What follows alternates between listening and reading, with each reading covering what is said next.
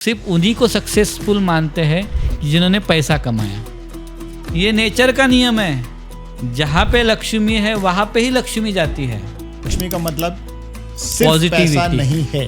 हाँ, नवग्रह की प्रतिमा रखते हैं, उसमें शनि भगवान भी आ जाते हैं, या कुबेर जी को रखते हैं मंदिर में, वो भी नहीं रखा जाता, वो राक्षस योनि के देवता है। मेरी ये शर्त है, जब भी देने की बारी आएगी तभी मैं कितना दे रहा हूँ, कितनी लक्ष्मी दे रहा हूँ, लक्ष्मी माता को कितना दे रहा हूँ, आप मुझे पूछोगे नहीं। जिसे चाहिए मैं मुबलक दे दूंगा, किसी को नहीं चाहिए नहीं दूंगा, मैं दान बहुत कर दूंगा, पर आप मुझे पूछना नहीं। इसीलिए हम देखो, लक्ष्मी पूजन भी रहेगी तो पहले गणेश जी की पूजा करते हैं। घर पे जो ताला लगाते हैं वो इसलिए नहीं लगाते कि घर में चोरी हो जाए। ताला तोड़ना चोरों के लिए कठिन है क्या? 2 मिनट का काम है। पर अच्छे इंसान की नीयत ना बिगड़े इसलिए दरवाजे पे ताला लगाते हैं।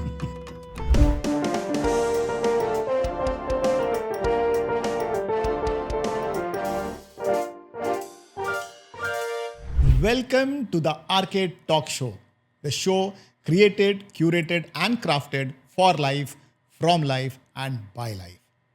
Today's guest is a master of energy, balance and design, Mr. Shailesh Kamtekar, one of the top consultants in Vastu Shastra, Pyramid Vastu and Palmistry. He perfectly blends wisdom, spirituality and practicality. He believes Vastu Shastra is not just about directions, it's about harmonizing the 5 natural elements with our life energies. Mr. Kamtekar's approach balances solar, lunar, magnetic, earth or cosmic energies, turning problems into prosperity. In today's episode, we'll explore his journey, his wisdom, and how Vastu Shastra can bring harmony into our homes and lives. हमने एक बहुत सुंदर मकान बनाया, घर बनाया, और बाहर खास करके ये मैंने ना साउथ इंडिया में मैंने बहुत देखा है कि सुंदर मकान बना दिया और बाहर एक राक्षस का एक मुखौटा लगा दिया। इतना सुंदर मकान बनाने के बाद एक राक्षस का मुखौटा क्यों?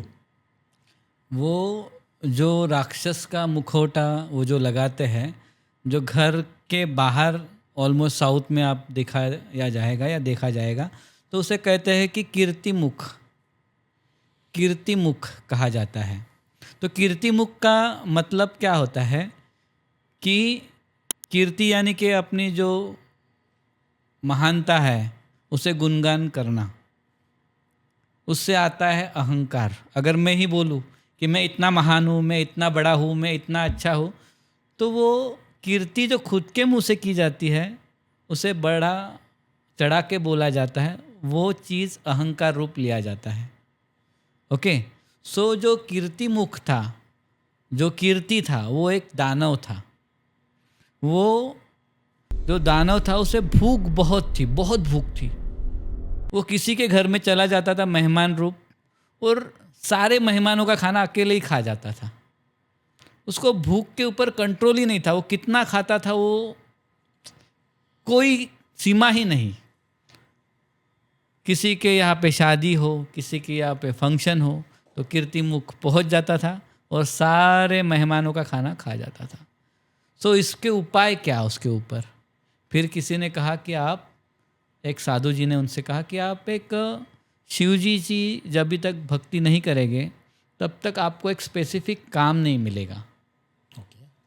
जैसे देखो, लक्ष्मी माता का काम है लक्ष्मी प्राप्त करना, इंद्र का काम है वरुण देवता को पानी बरसाना, जैसे शनि भगवान को एक काम दिया है कि वो नायक है, शिक्षा देने का काम है। संकट मोचक जो है वो हनुमान जी है, विघ्नहर्ता तो गणेश जी है। तो हर एक को स्पेसिफिकली काम दिया गया है। दुर्गा को अपने जो संकट है वो हरण करने का काम दिया, तो हर एक देवता को लो, अन्नपूर्णा माता को अन्न का काम दिया, तो हर एक देवता को एक काम दिया है। सो कीर्ति को कोई काम नहीं था, उसको एक ही काम था कि खाना खाओ खाना खाओ। सो पर उसके उस काम के वजह से बहुत लोगों को तकलीफ हो रही थी। तो साधु जी ने कहा कि आप शिव जी की भक्ति करो तो आपको एक काम मिल जाएगा स्पेसिफिकली, तो जिस काम को आप करने लगोगे तो उससे आपका ये जो अवगुण है वो बदल जाएगा, इस दोष से आपको मुक्ति मिल जाएगी। तो शिव जी की भक्ति करने के लिए उसने एक डिसाइड किया कि शिव जी के पीछे पीछे घूमने लगे, शिव जी मुझे काम दो, शिव जी मुझे काम दो, शिव जी मुझे काम दो। वो जहाँ पे भी शिव जी चले जाते थे वहाँ पे खड़े हो जाते थे, भक्ति करने शुरू कर देते, शिव जी की महानता गाथा गाने शुरू कर देते थे और वहाँ पे खड़े रह जाते थे।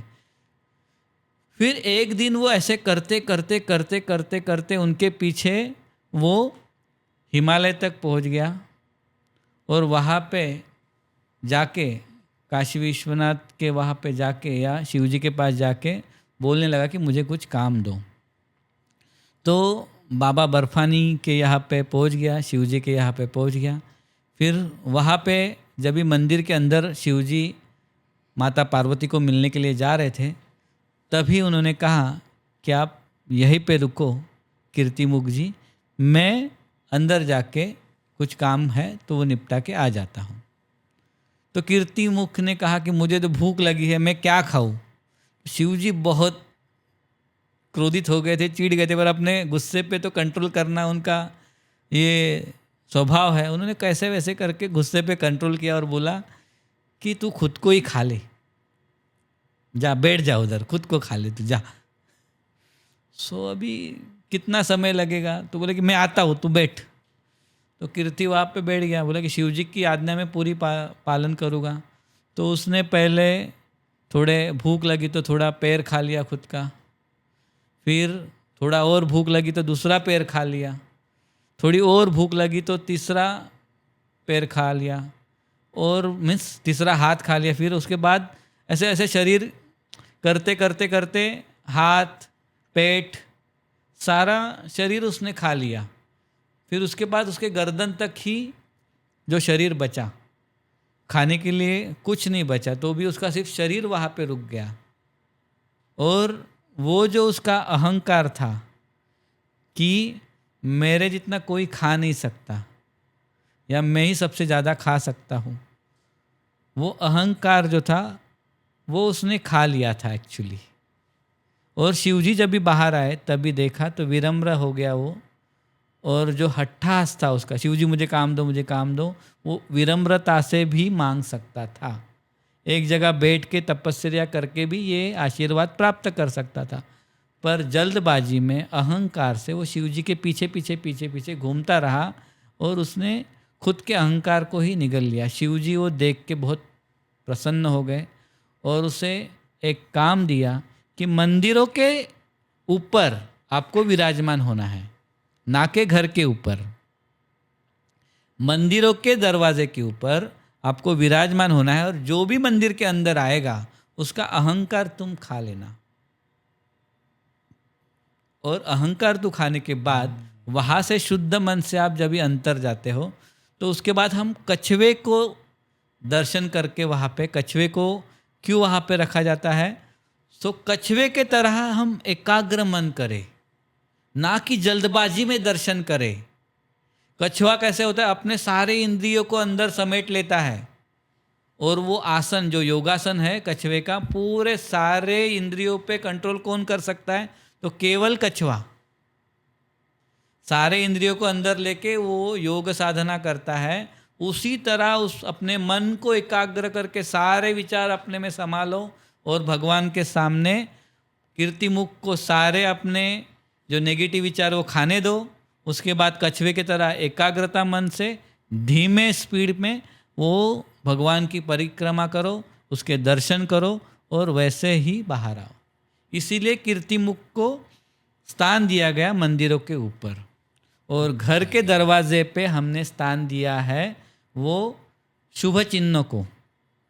शुभ चिन्ह कौन से है, तो ओम है, स्वस्तिक है। ओके, सो ओम है, स्वस्तिक है, ये शुभ चिन्ह है। अभी जो शुभ लाभ लिखते हम, जैसे गणेश जी है, गणेश जी के जो फैमिली है वो सारी शुभ फल देती है। जैसे शिव जी, हम लोग बाकी के भगवान की इतनी फैमिली को नहीं जानते, पर शिव जी की फैमिली को सारे जानते हैं। शिव जी के पुत्र है, उसके बाद कार्तिक है, गणेश जी है, उसके बाद गणेश जी की पत्नी है रिद्धि सिद्धि, फिर उनके जो पुत्र है जो शुभ और लाभ है। ओके, और उनके बाद शुभ लाभ की जो पत्नियां हैं वो तुष्टि और पुष्टि, शुभ यानी कि शुभता, लाभ यानी कि जो आपको लाभ मिलता है, तुष्टि यानी कि संतुष्टि बोलते हैं ना, कुछ भी खाओ या संतुष्टि से खाओ, तो तुष्टि। और पुष्टि, पुष्टि यानी कि सारा प्राप्त हो लिया, उसे पुष्टि कहते हैं। तो सेटिस्फाइड। हाँ, सेटिस्फैक्शन। तो वो जो है सेटिस्फाइड होना यानी कि तुष्टि और पुष्टि। फिर उनके दो पुत्र मोद और प्रमोद, यानी मोद यानी कि जो चीज़ें मिली है उसका मोद, यानी कि जो चीज़ें मिली है उसका मोद, हर्ष करो, जो भी मिला है उसका आनंद प्राप्त करो, एंजॉय करो, मोद। और प्रमोद यानी कि आनंद। मोद और प्रमोद, जो मिला है उसका आनंद यानी कि प्रमोद। परम मोद यानी कि प्रमोद।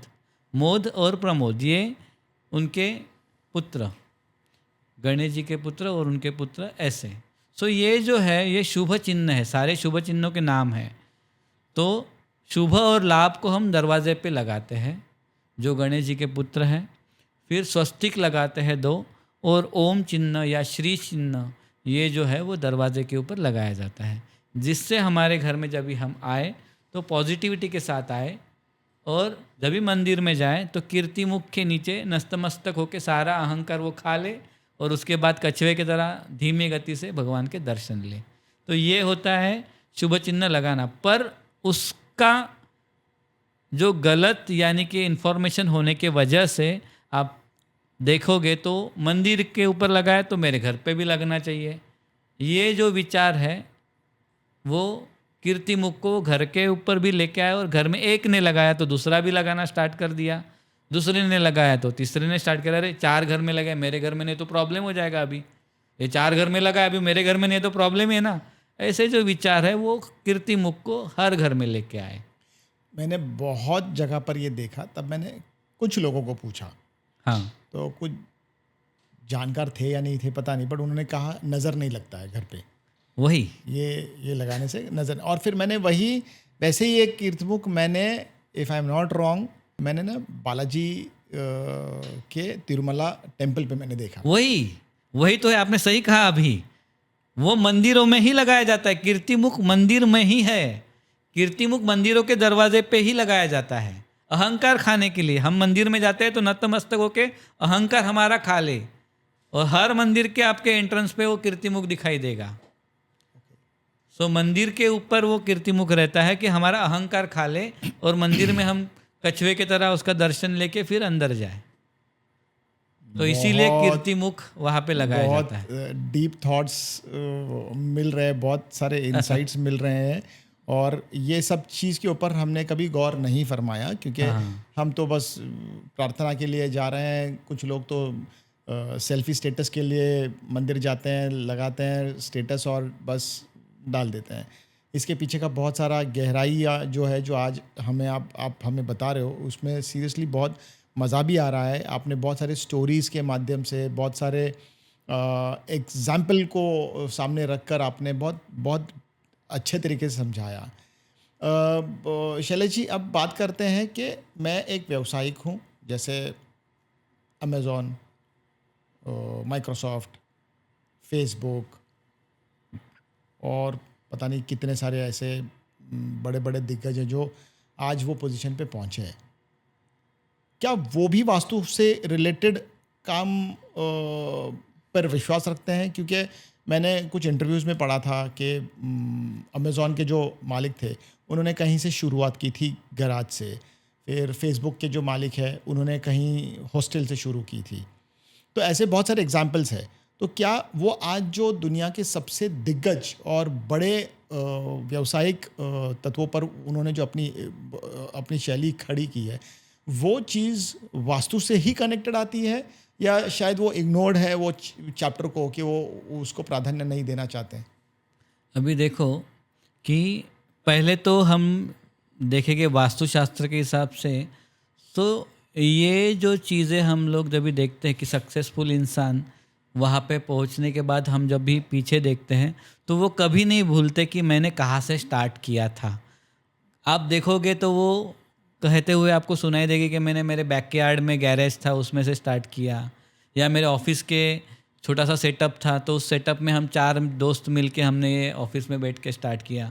तो वो जहाँ से वो स्टार्ट करते हैं ना वो चीज़ कभी नहीं भूलते। सो वो भी इम्पोर्टेंट है कि कहाँ से स्टार्ट किया और कहाँ पे पहुँचे। अलीबाबा नामक कंपनी है, वो कहते हैं कि हमने तो हमारे पास कंप्यूटर खरीदने तक के पैसे नहीं थे, फिर उसके बाद हमने उसके ऊपर मात की और वहाँ से हम अभी आसमान की ऊंचाई तक पहुँचे। तो ये सारी चीज़ें पहुँचने के लिए उन्होंने जो कष्ट किए वो भी इम्पोर्टेंट है।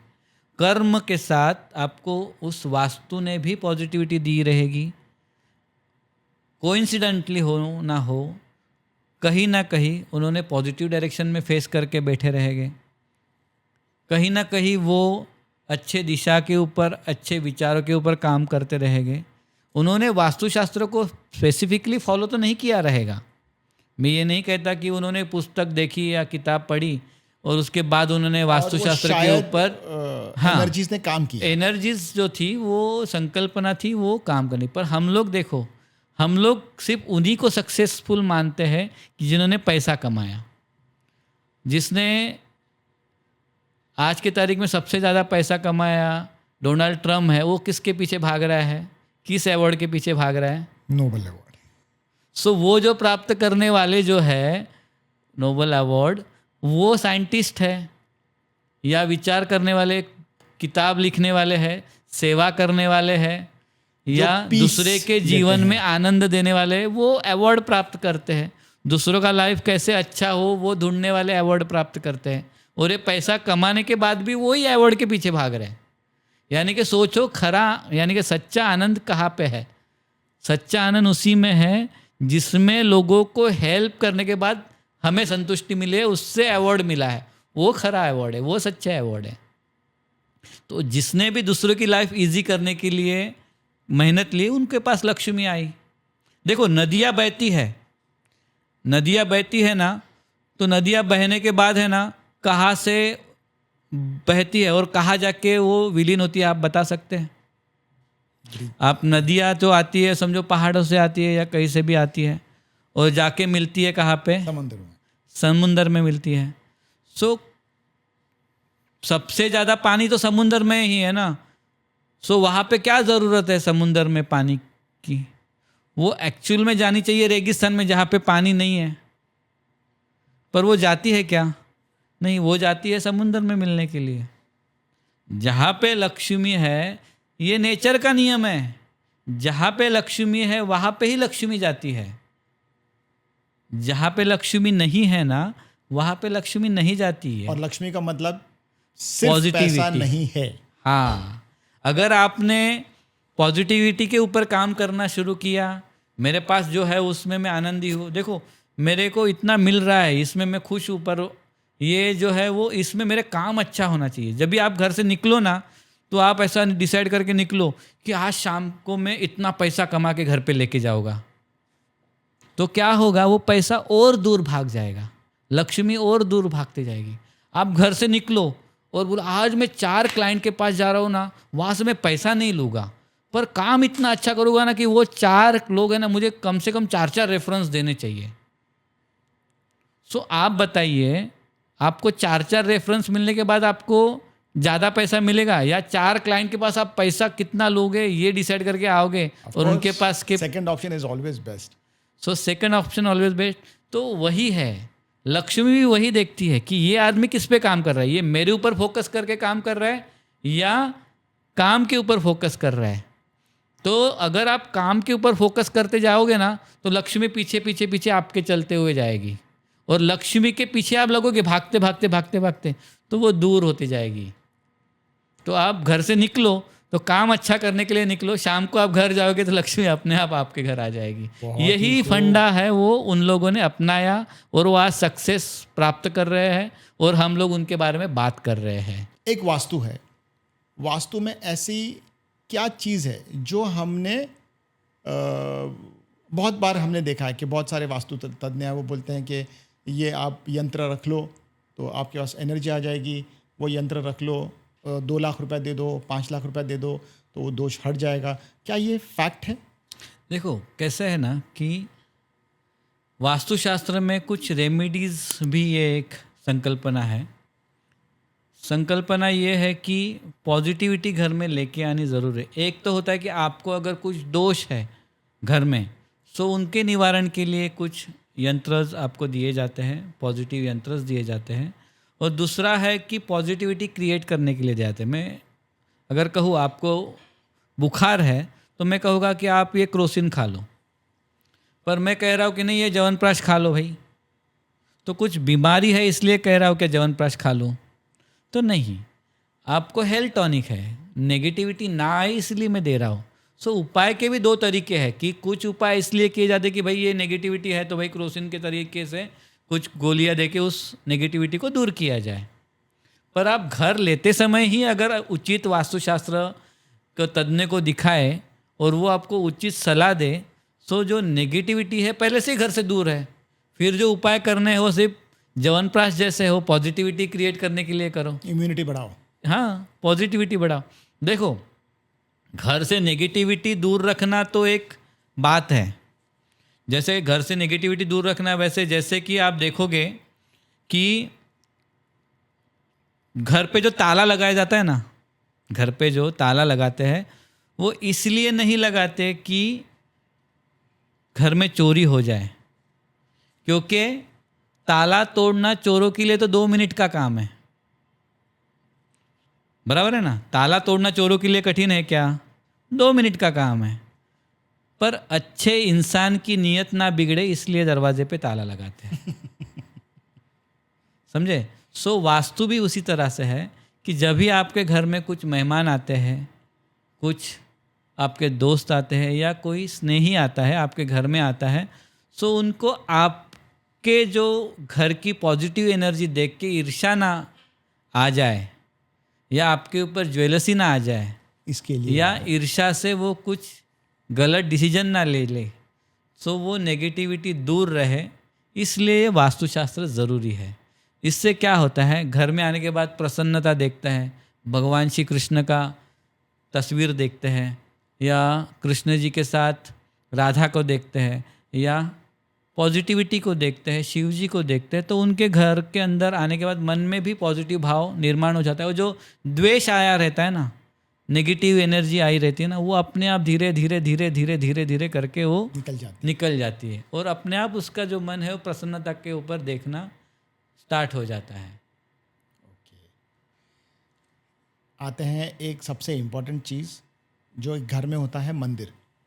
मंदिर का जो गढ़न होती है, वो एक मंदिर के बारे में आप थोड़ा और बता सकते हैं कि मंदिर कौन से दिशा में हो, मंदिर में क्या ना हो, क्या ज़रूरी होना चाहिए, इसके बारे में थोड़ा बताइए। देखो मंदिर का स्थान जो है वो नॉर्थ ईस्ट में होता है, लक्ष्मी का भी स्थान जो है नॉर्थ से आती है, भगवान का स्थान ईशान्य है। हम पैर जब भी पढ़ते हैं तो अपना फेस ईस्ट में होना चाहिए, भगवान का फेस वेस्ट में होना चाहिए। मंदिर देखो अभी आप केरला, महाराष्ट्र, यहाँ पे आप आते हैं तो लकड़े का इस्तेमाल ज़्यादा होता है, इसलिए यहाँ पे कहते हैं कि लकड़े का मंदिर होना चाहिए। और आप राजस्थान या उस तरफ जाते हैं तो वहाँ पे मार्बल ज़्यादा प्रमाण में आपको मिलता है, तो वहाँ पे कहा जाता है कि मार्बल के मंदिर होने चाहिए। तो मंदिर बनाते समय आप अपने हिसाब से मार्बल या लकड़े से आप बना सकते हैं। जो डिवोटी होता है उसका चेहरा होना चाहिए ईस्ट की तरफ, और भगवान जी का चेहरा होना चाहिए वेस्ट की तरफ।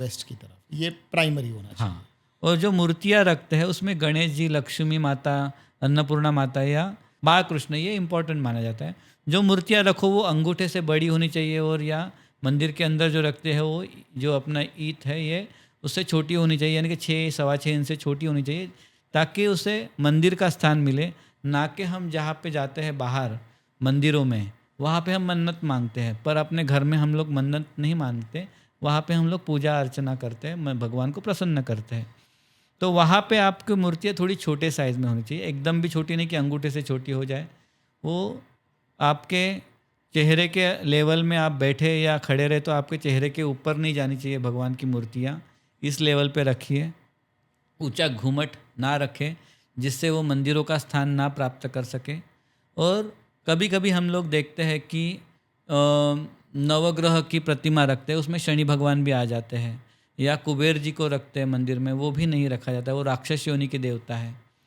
या वास्तु पुरुष की मूर्तियाँ रखी जाती है, वो भी नहीं रखते मंदिर में। तो ये 3 देवताओं की मंदिर में मूर्तियाँ नहीं रखते, ताकि घर में जो भगवान है, जो बाकी के भगवान हैं, उनका स्थान मंदिरों में है। जो कुबेर भगवान का स्थान है वो उत्तर दिशा में है। कुबेर की मैं एक छोटी स्टोरी बताता हूँ, कुबेर भगवान जी की। एक्चुअली कैसा है ना, कुबेर भगवान ये जो है ना रावण के सौतेले भाई है। ओके। और उन्होंने लंका की निर्मित की थी। उनको सोना बहुत पसंद था, सोना सोना सोना सोना सोना प्राप्त करो। उसने घर सोने के बना दिए, महल सोने के बना दिए, अब तो बहुत महंगा हो गया पूरा सोना। लंका सोने की बना दिए। और वो रावण ने उनको उसके ऊपर कब्जा कर लिया और उनको निकाल दिया। फिर उन्होंने शिव जी की परम भक्ति की। जैसे रावण शिव जी का भक्त था, वैसे उन्होंने भी शिव जी की भक्ति की और बोले कि स्पेसिफिक मुझे एक काम दीजिए। और उन्होंने इतनी भक्ति की कि शिव जी प्रसन्न हुए और उनको एक स्पेसिफिक काम मिला कि लक्ष्मी को संगोपित करने का, लक्ष्मी को सुरक्षा प्रदान करने का और लक्ष्मी बांटने का। ये दोनों काम कुबेर भगवान को मिले। फिर कुबेर भगवान को ये काम मिलने के बाद जो था ना, कुबेर भगवान का स्वभाव थोड़ा सा है ना ऐसा था कि थोड़ा कंजूस स्वभाव था, कि लक्ष्मी को बांटने से ख़त्म हो जाती है, तो ज़्यादा नहीं बांटते। तो उन्होंने क्या किया कि अगर जैसे आप लोग व्यवहारिक भाषा में समझाता हूँ मैं आपको, किसी को बिजनेस के लिए 10 लाख की ज़रूरत है, अभी ये 2 लाख रखना, बाकी के बाद में लेके जाओ। देता हूँ ना, अभी नेक्स्ट वीक में 5 लाख लेके जा, नेक्स्ट वीक में अभी ये 2 लाख पकड़, फिर नेक्स्ट वीक 3 लाख पकड़, बाकी के 1-2 हफ्ते में लेके जा। सो क्या ना, ये रोलिंग इतनी नहीं हो पाती बिजनेस में। वैसे ही कुबेर भगवान जी का स्वभाव भी वैसा ही था कि लक्ष्मी को थोड़ा संगोपित करके रखो, दे, पर जितनी ज़रूरत है उसी डेट पे या उसी समय पे थोड़ा थोड़ा थोड़ा थोड़ा करके दे। तो उससे क्या हुआ कि भगवान के अंदर का, भगवानों के अंदर का जो चलन था व्यवहार का, वो थोड़ा सा डिस्टर्ब होने लगा। किसी को मुबलक पैसा हाथ में नहीं था, तो व्यवहार थोड़े डिस्टर्ब होने लगे। तभी सारे भगवानों ने एक मीटिंग की और बोले कि अरे इसका कुछ सॉल्यूशन निकालना चाहिए कि ये पैसे जो बांटने के लिए हमें थोड़ा सा प्रॉब्लम हो रहा है। फिर सारे भगवानों ने एक मीटिंग की और बोले कि देखो, बाकी के भगवानों में ना सबसे ज़्यादा है ना लक्ष्मी माता जो है वो गणेश जी के साथ बहुत प्रसन्न रहती है, क्योंकि दुर्गा माता का वो पुत्र है और दुर्गा माता और लक्ष्मी ये सहेलियाँ हैं और बहनें हैं। सो उनके पुत्र के साथ लक्ष्मी माता प्रसन्न रहती है। सो उसी को उनका प्यारा सेवक या प्यारा भतीजे को ही वो उनके साथ जोड़ देते हैं। सो और उसका नेचर भी बहुत अच्छा है, सो वही अच्छा काम कर पाएगा। तो सारे भगवानों ने मिलकर डिसाइड किया कि ये काम गणेश जी को दिया जाएगा। और सब जन भगवान मिलके गणेश जी के पास पहुँचे और उनको बोला कि हमने सबने डिसाइड किया है कि ये काम आपको करना है। भगवान गणेश जी बोले अरे ये कैसे हो गया।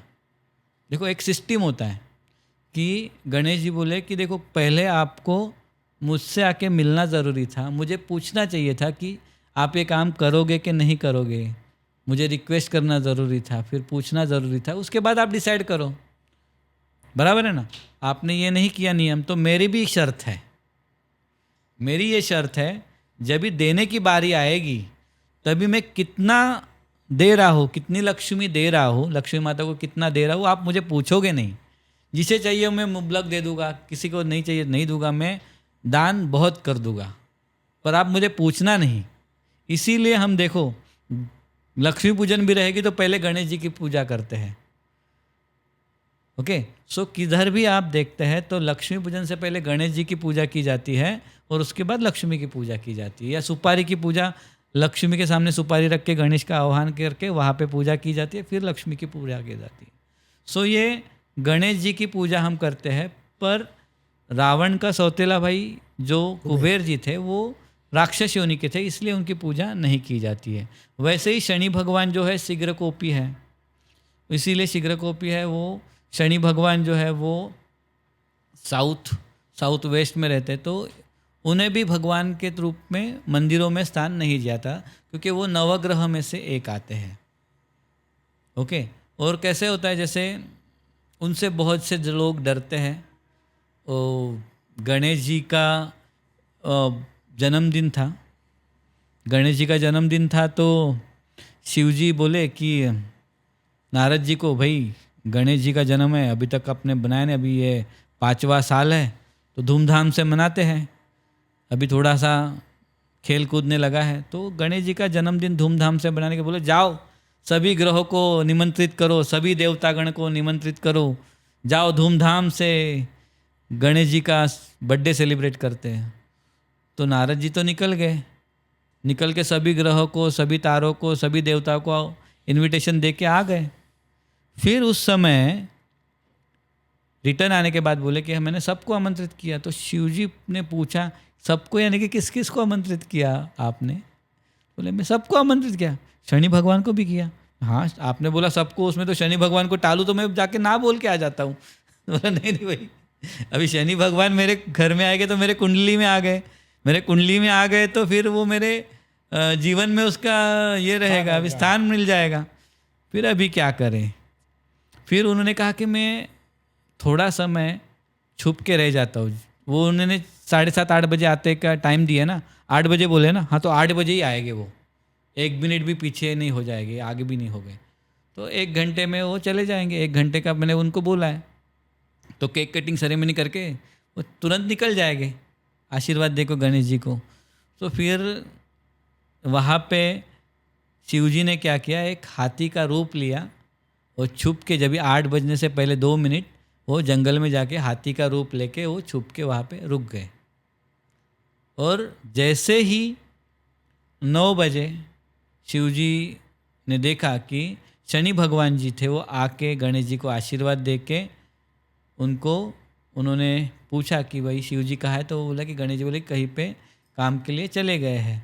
सो उस समय 9 बजने के बाद शनि भगवान अपने घर निकल गए और उसके बाद शिव जी रिटर्न आए और नारद जी से कहा, देखो मैं थोड़ा समय जो था आयुष्य में का जो खराब था, उसके दौरान मैं थोड़ा छुप के बैठा रहा, थोड़ा टाइम धैर्य बनाए रखा, उसके वजह से मेरा शनि जब भी मेरे कुंडली में आया तो मैं बच गया और मुझे कुछ हानि नहीं पहुंची।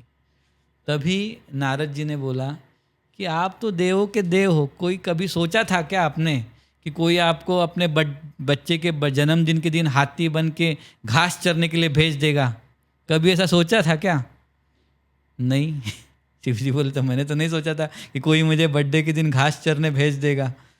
सो यही होता है, शनि भगवान आते हैं तो अच्छे अच्छे को घास चरने भेज देते हैं, इससे कोई नहीं बच सकता। आपके जीवन में आए, आपके घर में आए, आपके कुंडली में आए तो आपको घास चराने भेज दिया शनि भगवान ने। ऐसा कह रहे हैं कि शिव जी उस वक्त उन्होंने हाथी का भेष लिया और वो जंगल में चले गए। पर इसमें आप सोचोगे कि शनि भगवान बुरे हैं, पर ऐसा नहीं है। आप देखो किसी ग्रह की जब भी बुरी स्थिति आती है तभी आपको कहा जाता है कि ये शांति करो या ये पूजा करो या ये पूजा करो या ये पाठ करो। पर शनि जब भी बिगड़ता है तभी आपको कहा जाता है कि इसे दान करो, भूखे को खाना खिलाओ, गौ माता को चारा खिलाओ, मीन्स कोई गरीब है तो उसको मदद करो। तो शनि भगवान कभी खुश होते हैं कि कोई पूजा से खुश नहीं होते, वो दान से खुश होते, वो किसी की मदद करने से, दान करने से, किसी को खाना खिलाने से वो शनि भगवान खुश होता है। जो भगवान दूसरों की मदद करने पे खुश होता है वो बुरा कैसे हो सकता है बताइए? जो भगवान पूजा पाठ से खुश नहीं होता, वो दूसरों की मदद करोगे तो वो तुरंत खुश हो जाता है, तो वो भगवान गलत कैसे हो सकता है? तो सबसे अनोखे है ये शनि भगवान, जिसकी लीला अलग है, जो दूसरों की मदद से खुश होने वाले देवता है। शनि भगवान को हम कभी अपने मंदिर में नहीं रखते। नहीं, शनि भगवान का कैसा है ना कि वो जैसे कोर्ट में आप खड़े हो वैसे उनके सामने खड़े होते। कोर्ट अगर समझो रास्ते पे आपका किसी के साथ झगड़ा हो गया और आपने वहाँ पे उसको कान के नीचे बजा दिए किसी झगड़े में और फिर सॉरी वीरी करके वो निपटा दिए और वो चल गया अपने रास्ते पे, आप अपने रास्ते पे चल दिए, वही झगड़ा कोर्ट में हो गया और उसके कान के नीचे बचा दिया आपने कोर्ट में जज के सामने। वहाँ पे शिक्षा आपको होनी ही है, आप सॉरी बोल के बाजू में नहीं जा सकते। वहाँ पे आपको सज़ा मिलनी है, 2 दिन की जेल है तो 2 दिन की है, 10 दिन की है तो 10 दिन की जो है, या कोई दंड है तो वो भरना ही है आपको। तो वैसा ही है, शनि भगवान के सामने हर रोज़ आप बैठे रहते तो आप समझने का कि आप कोर्ट में जज के सामने बैठे, तो हाथ जोड़ के हाथ में ऐसा सामने देखते हुए ही बैठना पड़ता है आपको। सो ये अगर आपको पॉसिबल है तो आप शनि भगवान को मंदिर में रख सकते हैं। हमसे तो ना हो पाएगा। शैलेश जी, घर के दीवार में जो हम रंग लगाते हैं, रंगों का कितना प्रभाव पड़ता है वास्तु जैसे में? आज के दौर में आप देखोगे तो कई वास्तु वाले आपको हर एक दिशा के हिसाब से रंग लगाने के लिए कहते हैं, पर मैं ऐसा कहता हूँ कि खास करके आप डार्क रंग का किसी को पसंद नहीं आते, किसी को एक आध वॉल डार्क पसंद आती है, तो ये सब कुछ अपने हिसाब से चलने वाली चीज़ें हैं। पर जैसे ग्रह है, जैसे बृहस्पति यानी कि गुरु का स्थान है, वो ईशान्य में है, सो येलो क्रीम लाइट है, उसके रंग है। जैसे पूरब में शुक्र का स्थान है, या आग्नेय में शुक्र का स्थान है, या पूरब में सूर्य का स्थान है, सो ये जो ग्रह है उनके रंग है, सूर्य प्रकाश के किरणों से आने वाले रंग है। तो उसमें ग्रीन आता है क्या? तो नहीं। वहाँ पे ब्लू आता है क्या सूर्य प्रकाश में? तो नहीं। वो तो इंद्रधनुष्य में आने वाले कलर है, पर सूर्य प्रकाश में ग्रीन और ब्लू नहीं आते। सो ये जो चीज़ें हैं वो चीज़ें हमें ईस्ट की तरफ जो रंग देते हैं, तभी सूर्य प्रकाश में आने वाले कलर आप इस्तेमाल कीजिए। जो डार्क टोन है, जो डार्किश टोन है, वो पश्चिम में या दक्षिण में आप दे सकते हैं। तो दक्षिण पश्चिम में हमेशा हमें डार्क टोन के कलर मिलेंगे, वो अच्छे रहेंगे। सो दक्षिण पश्चिम दिशा डार्क, नॉर्थ नॉर्थ ईस्ट या पूरब, ये दिशा लाइट रंग शेड में आपकी होनी चाहिए। आपने ये जो एनर्जी और बैलेंसिंग ऑफ एनर्जी के बारे में बताया, तो एक सवाल ये था कि जब मल्टीपल सोर्सेज ऑफ एनर्जी होती है, सोलार हो गया, लूनार हो गया, मैग्नेटिक हो गया, कॉस्मिक एनर्जी हो गया, एंड बहुत सारी एनर्जीज, तो ये सब एनर्जी किसी भी मानव के जो ज़िंदगी है उस पर कैसे प्रभाव करता है? ये एनर्जी जो है, आप देखो किसी किसी के घर में जाते हैं तो आपको भले उधर सब कुछ ठीक है, पर आपको अनईजी फील होता है। उनके घर में जाता हूँ ना, मुझे अनईजी फील होता है, ऐसे बोल देते कभी कभी। उनके इधर जमता नहीं। और किसी किसी के घर में जाते हैं ना, तो आप बोलते हैं अरे उनके घर में जाता हूँ ना, एकदम हमेशा प्रसन्न लगता है, अरे क्या अच्छा एटमॉस्फेयर लगता है, बहुत अच्छा लगता है, एनर्जी अच्छी लगती है, वो इंसान अच्छे लगते हैं। सो ये सारी चीज़ें हैं ना, हमें भी पता होती है कि किसके घर में अच्छा लगता है और किसके घर में अच्छा नहीं लगता। आपको भी महसूस होता है, हमें भी महसूस होता है, पर हमें वो जांचने का या समझने का तरीका नहीं पता होता है।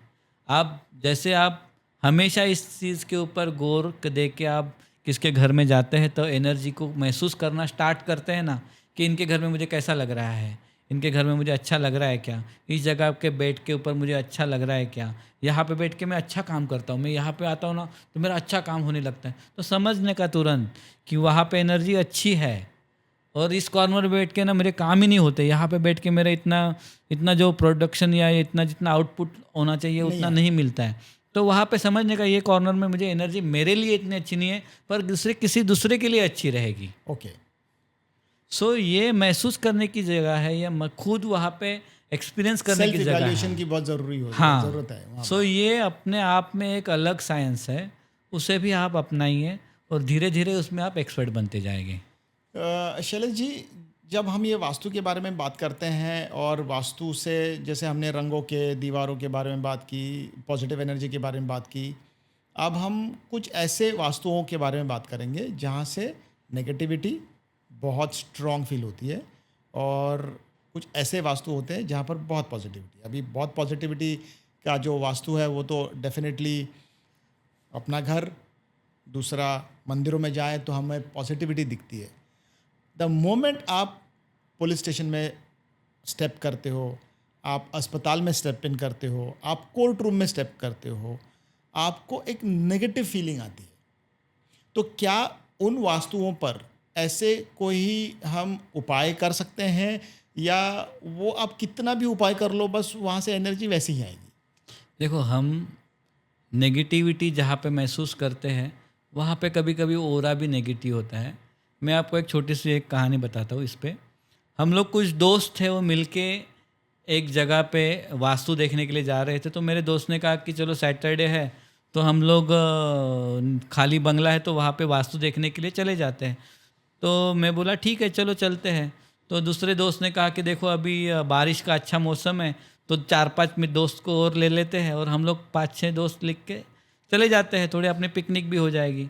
तो उसने पूछा जिस ओनर को कि भी हम ऐसे ऐसे जाए कि आपका बंगला मैं लेना चाहता हूँ और वहाँ पे मैं मेरे वास्तु वाले को लेके जा रहा हूँ और वास्तु वाला जाके चेक करेगा कि वो बंगला ठीक है कि नहीं है। हम लोग वहाँ पे एक दिन रहेंगे तो हमें एनर्जी भी महसूस होगी उस जगह की, तो हमें अच्छा लगेगा कि हम उस जगह की एनर्जी को भाप पाएंगे।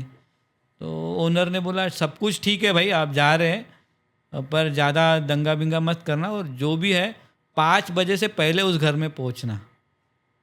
तो वो बोल के उसने फ़ोन रख दिया। वो दोस्त ने आके मुझे बोला कि भाई, उसने बोला कि सब कुछ ठीक है पर आप वहाँ पे जाओगे तो 5 बजे से पहले जाना। तो मैंने सोचा कि वो थोड़ा आइसोलेटेड जगह पे रहेगा या जंगल में रहेगा, क्योंकि करजत के आगे वो जगह थी, वहाँ पे जंगल में वो बंगला था, तो वहाँ पे वो घर था आइसोलेटेड जगह पे।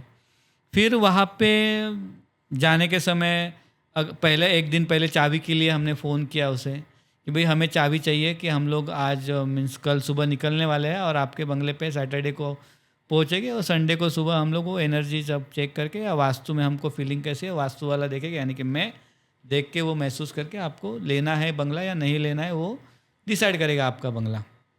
तो बोले ठीक है सब कुछ ठीक है पर आप 5 बजे से पहले पहुंच जाना।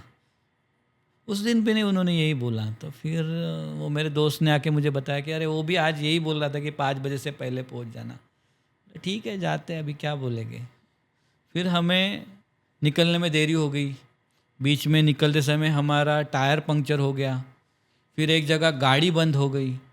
बारिश इतनी चल रही थी कि सब कुछ उल्टा पुल्टा हो रहा था। ये एक हमें संकेत दे रहे थे कि कुछ चीज़ें गड़बड़ हो रही है, कि गाड़ी का पंक्चर होना, गाड़ी बीच में रुकना, जाने के लिए देरी होना, बीच में कुछ झगड़े हो जाना, ये सारी चीज़ें हमें संकेत दे रहे थे कुछ ठीक नहीं हो पा रहा है। एनर्जी, जो एनर्जी है उस लेवल पे मैं बात कर रहा हूँ। फिर वहाँ पे हम लोग जब भी रात को पहुँचे, सो रात को पहुँचने के बाद हमें वहाँ पे पूरा अंधेरा था। किस अंधेरे में हम घर पे गए, जगह से आजू बाजू में कोई घर नहीं था। कैसे वैसे करके हम वो दरवाज़ा खोलने गए। दरवाज़ा खोले तो देखा तो बहुत अंधेरा था, बहुत घबरा गए हम। बोले यार ये क्या है। वहाँ पे 2-4 लाल बल्ब थे जो पुराने ज़माने के वो लगाए थे। बोला अरे तू, दोस्त को मैंने पूछा कि तू पहले इधर आया था क्या, हमें रात भर निकालने के लिए लेके आया। साफ़ सफाई नहीं है, कुछ नहीं है, ये साहब ऊपर से छत टपक रहा है, पानी का खुशबू क्या है, स्मेल आ रहा है पूरा। ऐसे घर में तू कैसे लेके आ सकता है, हमें तुझे खरीदना है ये बात सब तक ठीक है पर थोड़ा देख क्या खरीद रहा है, क्या चीज़ ले रहा है। वहाँ से हमारा एनर्जी महसूस करना स्टार्ट हुआ। जो बाथरूम के यहाँ पे बल्ब थे वो ऐसे बिलबिला रहे थे।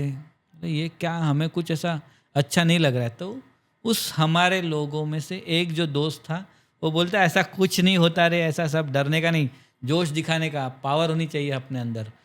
वो सीधा बोला कि ये सब टिफ़िन बिफ़िन दो मेरे पास, खाने का वो बर्तन भी चलो मैं लेके जाता हूँ किचन में, चलो लाइट लगाता हूँ सब कुछ, और मैं खाना गर्म करके आप तब तक मस्त चादर बिदर डालो, चटाई बिटाई बिछाओ, आप कपड़े चेंज करो, खाना पीना खाते हैं, मज़ा करते हैं।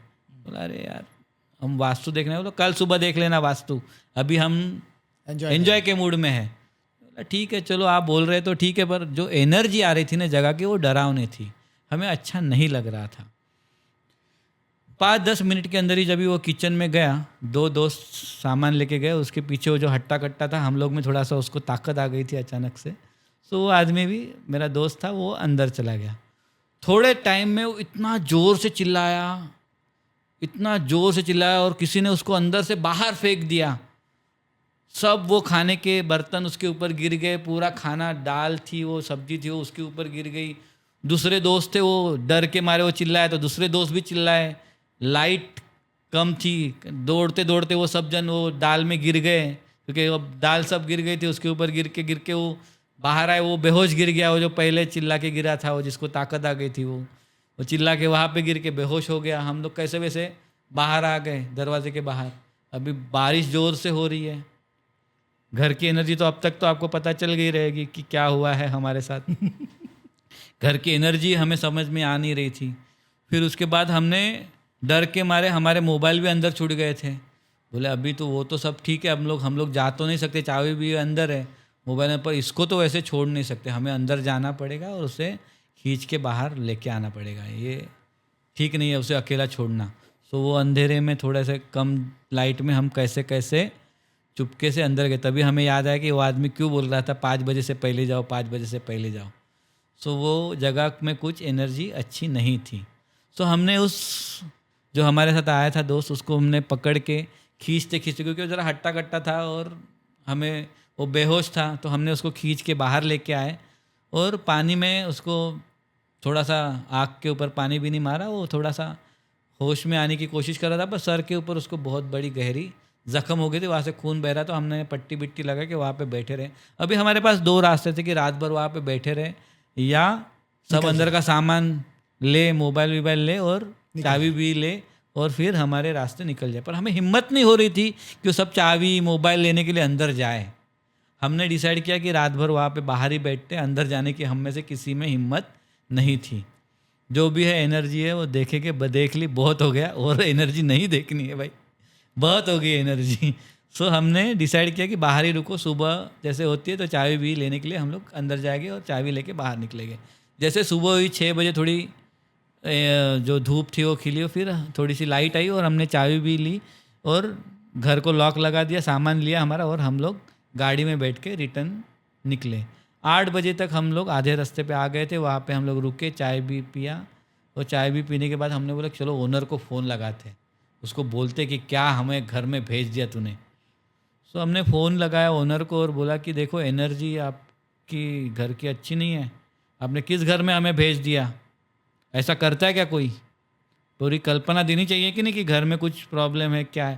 बोलते क्या प्रॉब्लम है घर में? अरे यार आपको पता नहीं कि आपके घर में प्रॉब्लम है, कब से चिल्ला रहे 5 बजे से पहले जाओ, 5 बजे से पहले जाओ। बोले क्या हुआ? अरे कितना प्रॉब्लम है आपके घर में, हम लोग इतना प्रॉब्लम में फंसे, रात कैसे गुजारी, एक जन मरते मरते बचा है आपके घर में, किसी ने उसको फेंक दिया, पूरा उठा के उसको पटका, सर फट गया, सब कुछ हो गया। बोला कि अरे क्या हुआ मेरे घर में? और सामने वाला बोल रहा है हमें, बोला कि अरे नहीं किचन में गए। अरे हाँ हाँ हाँ, मैं आपको बताना भूल गया, एक प्रॉब्लम है उस घर में किचन में। बोलते हो हमारे किचन में जो फ्रिज है ना उसको शॉक लगता है। सो ये जो शॉक लगने से वजह से, वो गीला था, बारिश में भीगा था, शॉक लगा फ्रिज को और फेंक दिया उसे, और हम लोग समझ रहे एनर्जी का प्रॉब्लम है। सो ये जो बुद्धि है ना वो एक अलग डायरेक्शन में भागती है और एनर्जी वो अलग डायरेक्शन में भागती है। सो सिचुएशन को भी जानना ज़रूरी होता है। हम वास्तु वाले हैं, किसी संकेत को देख के किसी और डायरेक्शन में जाना ये ज़रूरी नहीं होता। हमारी बुद्धि को भी उसी लेवल पे दौड़ना पड़ता है जिस लेवल पे अपनी एनर्जी उठ रही है। घर में स्वच्छता रखो, एनर्जी रखो, पॉजिटिविटी रखो, घर को ज़्यादा बंद ना रखो जिससे घर में पॉजिटिविटी रहे, और ऐसे जो भ्रमित करने वाले क्षण हैं वहाँ पे भी अपनी मानसिक संतुलनता एकदम सक्षम रखे जिससे आपके पॉजिटिव निर्णय देने के लिए आप सक्षम रहे। बहुत ही उम्दा आपने एग्जाम्पल दिया जिसमें आपने क्लियरली ये बताया कि भाई एनर्जी भी उतनी ही इम्पॉर्टेंट है और विचारधारा भी उतनी इम्पॉर्टेंट है।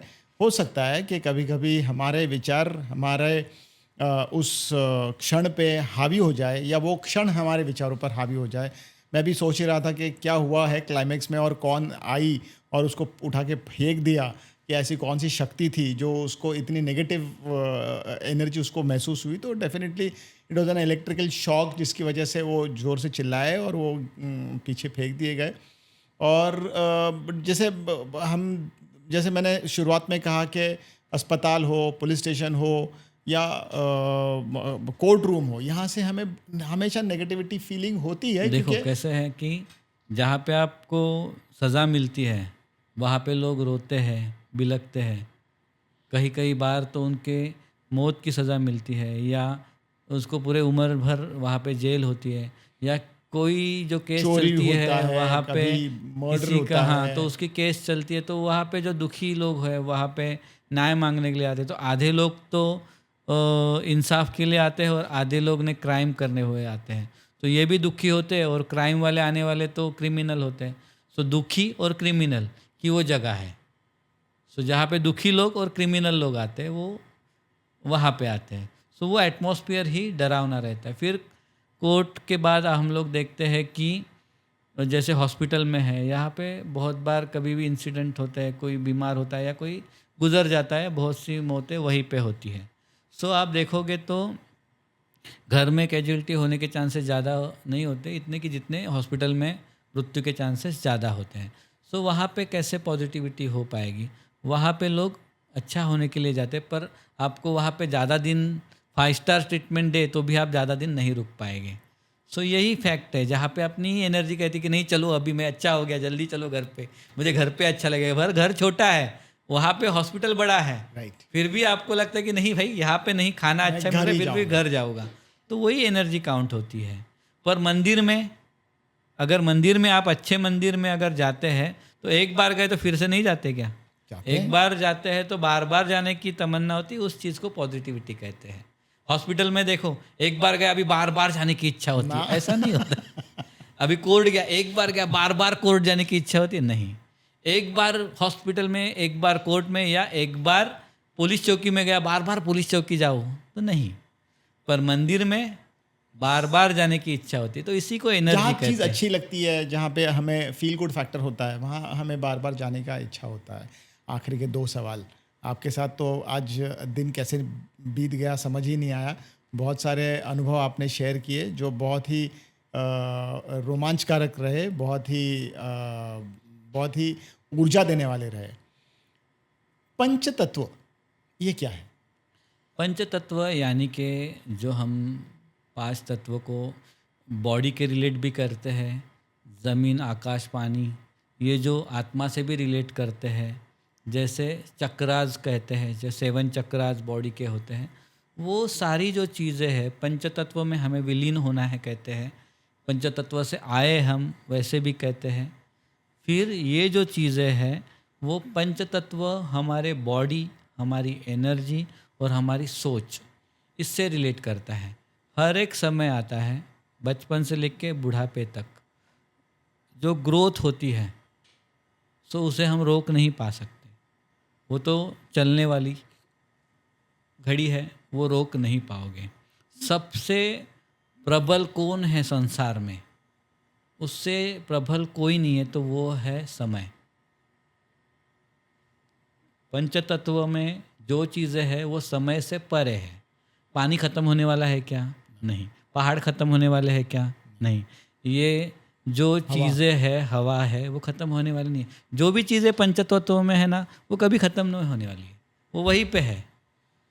हम चल है, वो स्थिर है। हम पृथ्वी में प्रवास के लिए आए हैं और उनके लिए है, जिनके प्रवास में हम आए हैं वो पंचतत्व है। ऐसे है। सो ये तत्वों में हम आए हैं और हम ये तत्व एंजॉय कर रहे हैं। आपको भगवान ने चांस दिया, ये पंच तत्व एंजॉय कर लो, ऐसा है। तो उनके कृपा से हम इधर आए हैं। शैलेश जी, अब हमने बहुत प्रवास किया, मंदिर के बारे में पूछा आपसे, आपको हमने किचन के बारे में पूछा, आपको हमने घर में कौन सा इंसान कौन से दिशा में होना चाहिए, वो अपने कर्म कैसे करना चाहिए, ये सब के बारे में हमने पूछा। अब हम सबसे इम्पॉर्टेंट वास्तु के बारे में हम बात करेंगे, जहाँ पर कोई जाना नहीं चाहता, और जब वहाँ से कोई आता है तो बहुत दुखी होके ही आता है, जिसे हम कहते हैं स्मशान। जो कहते हैं कि बहुत पवित्र स्थान होता है, वहाँ पर जो भी इंसान आता है वो एक भाव से आता है कि यहाँ पर आके हमने सरेंडर करना ही है। उसको हम नेगेटिविटी नहीं बोल सकते हैं, उसको हम पॉजिटिविटी भी नहीं बोल सकते। शायद मेरे दृष्टिकोण से वो एक ऐसी जगह है जहाँ पे भले भले बड़े दिग्गज आके एक शून्य एक स्थान होता है, एक जगह होती है जिसको हम कहते हैं हम अब एक शून्य स्थिति में पहुंच गए हैं। वहाँ पर जाने के बाद लोग शून्य स्थिति में पहुंच जाते हैं, ना ज़्यादा बड़ी बड़ी बातें करते हैं, ना कोई नेगेटिव बात करता है, बस वो यही समझते हैं कि ये एक सच्चाई है, यहाँ पर हर एक को किसी ना किसी को कभी ना कभी तो आना ही है। वो कब्रिस्तान भी हो सकता है, वो स्मशान भी हो सकता है। उस वास्तु के बारे में आप क्या कहोगे? क्योंकि कभी कभी वो वास्तु ऐसी होती है कि इर्द गिर्द बहुत सारे घर भी होते हैं, तो क्या उसका एनर्जी उस घर पे या उसके आजू बाजू की जगह पर इम्पैक्ट करता है? डेफिनेटली वहाँ पे आप देखोगे तो आसपास जो रहने वाले घर होते हैं या मकान होते हैं, उनकी कीमतें भी बहुत कम होती है। वहाँ पे घर कोई लेना नहीं चाहता। पहले देखते हैं कि घर में से स्मशान दिख रहा है क्या, कि खिड़की से स्मशान भूमि नज़दीक आ रही है क्या। तो बच्चे भी है कभी कभी डरते हैं कि स्मशान भूमि के आसपास जाने के लिए, या वहाँ पे लोग रहते हैं वो कहते हैं कि हमें हमेशा लाशें यहाँ से जाते हुए दिखाई देती है, अच्छे काम के लिए निकल रहे तो सामने से लाश जा रही है। पर शिव जी जो है वहाँ की ही भस्म से लेप लगाते हैं खुद के शरीर पे। सो अलग अलग मान्यता है शमशान के बारे में, परंतु अंतिम सत्य भी कहा जाता है उसे कि आखिरकार हर इंसान को एक बार उसे फेस करना ही है, अंतिम सत्य है। पर आप उसकी एनर्जी अगर, क्या है ना कि आपके चम्मच में ना मैंने थोड़ा एक जहर दिया है, ओके, और या कटोरी में मैंने आपके सामने जहर रखा है, पर उसका टेस्ट है ना बहुत अच्छा है, मीन्स मीठा है, मीठा एकदम अच्छा है। और कभी कभी है ना उसको आप टेस्ट करोगे ना तो मस्त है ना, खट्टा मीठा लगता है, एकदम मस्त खट्टा मीठा लगता है। और कभी कभी है ना ऐसा एक खारापन भी आता है, उसको एकदम अलग सा खारापन आता है। हाँ, वो एकदम कोबरा, एकदम काला कोबरा आता है ना, उसका जहर है। खाया ना आदमी 2 मिनट में मरा, पर एकदम टेस्टी है। मुझे ज़रा सा ऐसा, आप एक काम करो ना, थोड़ा सा चख के देखो ना, कुछ नहीं, मैं कर लूँगा सब मैनेज, आपको बचा लूँगा, पर वो कटोरी में रखा है ना, उसको टेस्ट करके देखो। कोई नहीं करेगा। तो ऐसा ही है शमशान की चीज़, अच्छा है, टेस्ट में भी अच्छा है, सब कुछ अच्छा है, पर जब भी विष की परीक्षा करने की बात आती है ना, तो शिवजी ही वो पी सकते हैं या कंठ में समा सकते हैं। शिवजी को भी जब भी विष उन्होंने प्राशन किया, तभी माता पार्वती को वो सहन नहीं हुआ कि ये विष पी रहे हैं, तो फट कर से उसने जाके उनके गले में सर्प को लपेट दिया और उसे बांध दिया, ताकि वो विष गले से अंदर नहीं जा पाया। हलाहल नामक विष जो निकला था समुद्र मंथन में, वो उनके गले से नीचे नहीं जा पाया, इसलिए उनका नीलकंठ हो गया, नीला कंठ हो गया। तो वो जो संजीवनी विद्या थी वो उन्हें प्राप्त थी। एक तो होता है अमृतत्व के लिए हम लोग अमृत के पीछे भागो, और विष पी लो कॉन्फिडेंटली इतना कि मुझे पता है मैं संजीवनी विद्या मुझे आती है, मैं जिंदा कर लूँगा खुद को। सो खुद को जो है सोचते हैं ना, मेरे पास संजीवनी विद्या में ऐसा कुछ भी हो जाए, हर प्रॉब्लम में सॉल्व कर लूँगा, वो जाके शमशान में भी सो सकते हैं, या शमशान के बाजू में भी घर लेके आराम से जीवन बिता सकते हैं। और जो होते हैं वो मजबूरी में वहाँ पे रहते हैं। किसी को अच्छा नहीं लगता कि चांडाल का काम करना, दूसरे के लाशों को जलाना, किसको अच्छा लगता है? दिन भर लोगों को लाशों को जलाना, किसी को पैसा मिलता है अच्छा लगता है, ऐसा बात नहीं है, वो लोग मजबूरी में करते हैं। सो ये बात सत्य है कि वहाँ पे सबसे पवित्र जगह है, वहाँ पे शिव जी के पास या हम लोग जो परलोक सिधार जाते हैं, पर वो विष है, वो कटोरी में रखा है सामने, टेस्ट है उसकी मीठी है, पर वो कोई टेस्ट करना नहीं चाहता, ऐसी बात है। एक आखिरी सवाल, आप इस पॉडकास्ट के माध्यम से हमारे दर्शकों को क्या संदेश देना चाहोगे?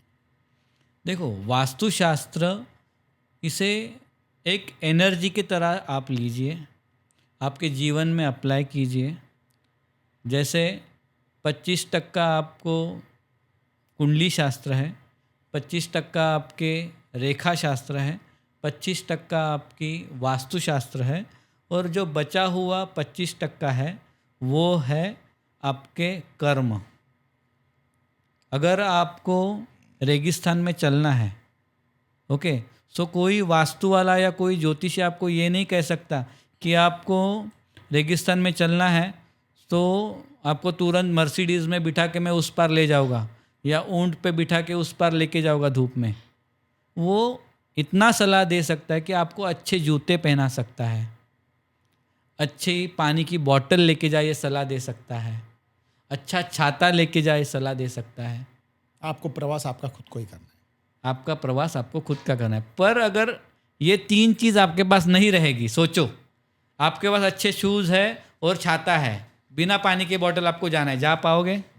नहीं। आपके पास जूते हैं, पानी की बोतल है, पर छाता नहीं है, फिर भी जा पाओगे? नहीं। आपके पास छाता है, पानी की बोतल है, जूते नहीं है, नहीं जा सकते। सो कोई कोई वास्तु वाले आपको सलाह देंगे कि आप छाता लो, पानी की बोतल लो और जाओ, नहीं जा पाओगे। शूज़ भी देने ज़रूरी है। सो किस वास्तु वाले के पास जा रहे हैं, सलाह क्या दे रहा है, तीनों चीज़ों दे रहा है क्या, प्रॉपर सलाह दे रहा है क्या, या आपको झूठ कर रहा है कि आपको ऊँट के ऊपर बिठा के मैं भेज दूंगा या मर्सिडीज़ में भेज रहा हूँ, तो नहीं। सो ये चीज़ें आपको भी थोड़ी जो एनर्जी है उसको महसूस करके कठिनाई है जीवन में आ रही है, तो उसके उपाय करके, छाता लेके, पानी की बोतल उपाय है, शूज़ उपाय है, ये छोटे छोटे उपाय करते करते आपको ये जीवन प्रवास करना होता है। और ये प्रवास अगर आप योग्य उपाय करते करते जाते हैं ना, तो आप जीवन में सक्सेस प्राप्त करते हैं। और सही ज्योतिषी, सही वास्तु वाला आपको सही गाइडेंस 100% दे सकता है। ओके, मेरी क्यूरियोसिटी ख़त्म नहीं हो रही है। एक आखिरी सवाल, क्या इस दुनिया के मतलब इस पृथ्वी पर जो देश है अपनी अपनी जगह पर लोकेटेड है, क्या वो उस जिस जगह पर वो आज स्थित है वहाँ से प्रॉस्पेरिटी ज़्यादा उनको मिल रही है, ऐसे कुछ हो सकता है? देखो, हर एक देश की ना अलग अलग ऊर्जा होती है, अलग अलग एनर्जी होती है। ओके, जैसे आप देखोगे अपना भारत देश है, उसके आसपास के देश देखो, श्रीलंका है, बांग्लादेश है और पाकिस्तान है, उनके बीच में भारत है, हर एक की सीमा अपने को टच है। आज भारत की स्थिति देखो और जो हमारे पड़ोसी है उनकी स्थिति देखो। ओके, वैसे ही आप जो युद्ध की स्थिति में जी रहे हैं, रशिया, उनकी स्थान देखो, तो रशिया के पास आप पड़ोसी देखो उसके कैसे है, रशिया के साथ युद्ध हमेशा होते रहता है। ओके, इज़राइल देखो, इज़राइल तो पूरे दुश्मन देशों के बीच में बैठा है। आपको है ना एक चीज़ के ऊपर गौर फरमाना होगा कि आप सबसे अमीर देश किसको कहते हैं? अमेरिका। ओके, पर ये चीज़ अमीरी पे डिपेंड नहीं है।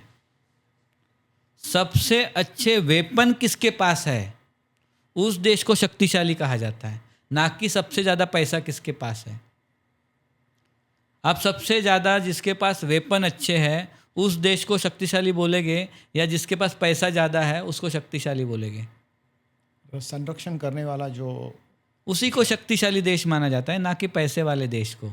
जापान के पास भी सबसे ज़्यादा पैसा है, कौन कहता है जापान के पास कम पैसा है? दुबई में तो उससे ज़्यादा पैसा है, सोना ही सोना है, उनके पास तो सबसे ज़्यादा पैसा है, पर उसको शक्तिशाली देश बोलते हैं क्या? नहीं। शक्तिशाली देश उसी को कहा जाता है जिसके पास ताकत हो, डिफेंस शक्ति हो। सो ये डिफेंस शक्ति किससे आती है? रोग प्रतिकारक शक्ति जो है उसी को डिफेंस, हमारी इम्यूनिटी बिल्ड करते हैं। वैसे अपने घर की सुरक्षा जो अच्छी तरीके से कर पाता है, संकट आने वाले हैं, हमें पता है कुछ ना कुछ संकट आएंगे, उसके उपाय जो अच्छी तरीके से कर पाता है, उस संकट से दूर, संकट को दूर रखने की जिसके पास क्षमता अच्छी है उसी को शक्तिशाली कहते हैं। सो देश देखो अलग अलग है, विदेश अलग अलग है, हर देशों की क्षमता अलग अलग है, पैसे कमाने की क्षमता अलग अलग है। किसी देश में जीडीपी अलग है, कहाँ पे बेसिक सैलरी जो है वो अलग लेवल पे है, वहाँ पे अगर आप गवर्नमेंट भी उनको सैलरी देती है कि आप काम नहीं कर रहे, डिक्लेयर कर रहे हैं मेरे पास कुछ काम नहीं, तो आप भीख मत मांगो, आपको इतना इतना मिनिमम इनकम आते जाएगा। पर इंडिया में मिनिमम सैलरी है, रेशन पानी मिल जाता है।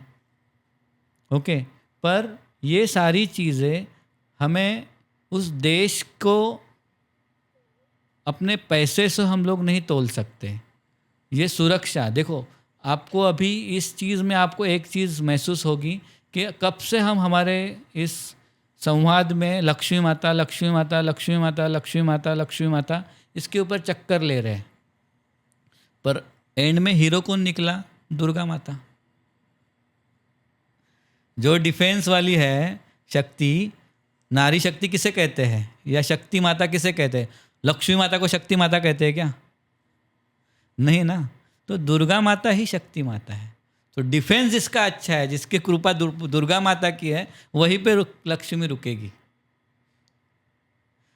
समझे?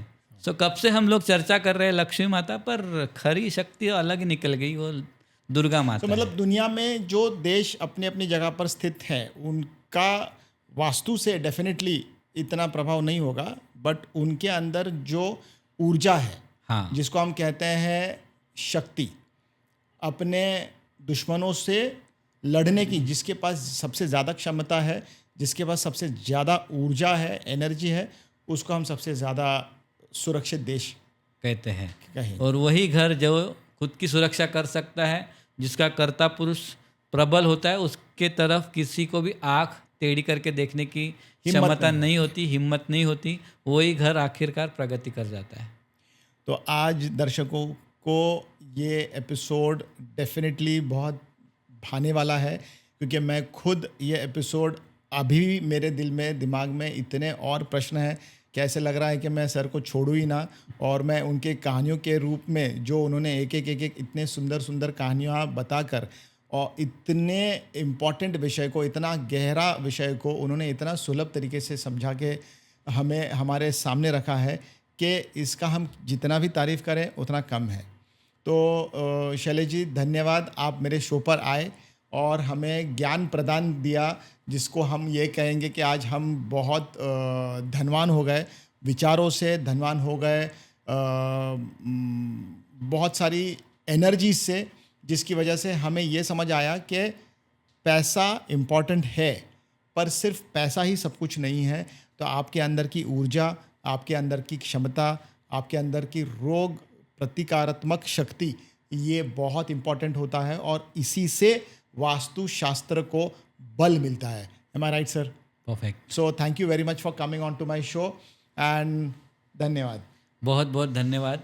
आपने भी हमें ये उत्तम संधि प्राप्त करके दी, और हमें भी बहुत आनंद लगा कि ये सारा एपिसोड आपने इतने अच्छे क्वेश्चन पूछे, उस वजह से मैं आंसर दे पाया। आपकी भी क्षमता बहुत ही प्रभावशाली है, व्यक्तिमत्व बहुत प्रभावशाली है। मैंने कई सारे इंटरव्यूज़ देखे हैं, लिए हैं, पर आप जिस प्रकार से इंटरव्यू लेते हैं, हंसी मजाक में आप बात करते हैं, वो मुझे तरीका बहुत अच्छा लगा। धन्यवाद। मैं सारे इंटरव्यू में आज का इंटरव्यू मुझे भी अच्छा लगा, क्योंकि एंकर बहुत अच्छा था। अरे सर, धन्यवाद। धन्यवाद।